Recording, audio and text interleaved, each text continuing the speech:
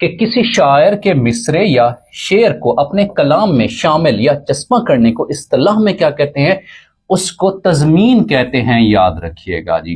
اور پھر یہ بھی سوال پوچھا جاتا ہے کہ جو غزل ہوتی ہے یا جو نظم ہوتی ہے، نظم کے لفظی معنی کیا ہوتے ہیں بیٹا؟ نظم کے لفظی معنی ہیں نظم و ضبط، ترتیب دینا کے ہیں۔ نظم و ضبط، ترتیب دینا، ایک لڑی میں پرونا بیٹا، ترتیب دینا، ایک لڑی میں پرونا، ایک لڑی میں پرونا۔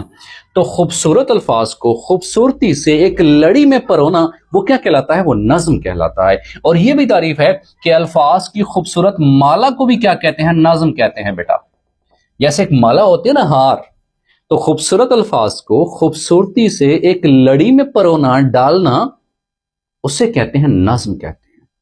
یا الفاظ کی خوبصورت مالا کو بھی کیا کہا جاتا ہے؟ نظم کہا جاتا ہے۔ اور پھر یہ سوال بھی پوچھا جا سکتا ہے کہ جو مصرع ہے اس کے لفظی معنی بیٹا کیا ہوتے ہیں؟ دروازے کا ایک پٹ بیٹا، مصرع، اس کے لفظی معنی کیا ہوتے ہیں بیٹا؟ اس کے لفظی معنی ہیں دروازے کا ایک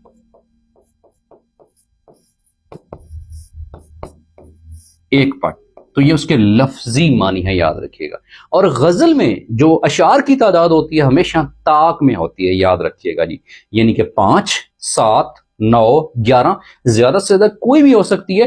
عمومی طور پر میں بات کر رہا ہوں وہ 5 ہوتی ہے تقریباً۔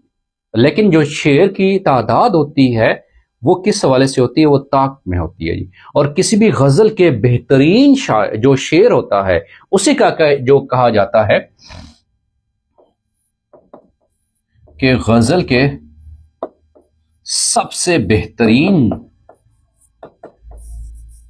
شعر کو، جو کوئی غزل ہوتی ہے اس کے سب سے بہترین شعر کو کیا کہتے ہیں ریسپیکٹڈ سن؟ یاد رکھیے گا، بیت الغزل کہتے ہیں، بیت الغزل بھی اسے کہتے ہیں، شاہ غزل بھی اسے کہتے ہیں، اور اسے حاصل غزل بھی کہتے ہیں، یاد رکھیے گا جی۔ حاصل غزل، شاہ غزل یا بیت الغزل، غزل کے سب سے بہترین شعر کو ان 3 نام سے جانا جاتا ہے کہ بیت الغزل، شاہ غزل یا حاصل غزل بھی کہتے ہیں۔ اور غزل کے وہ اشعار جو مطلع اور مقطع کے علاوہ ہوتے ہیں انہیں فرد کہتے ہیں، یاد رکھیے گا کہ مطلع بیٹا، مقطع کے علاوہ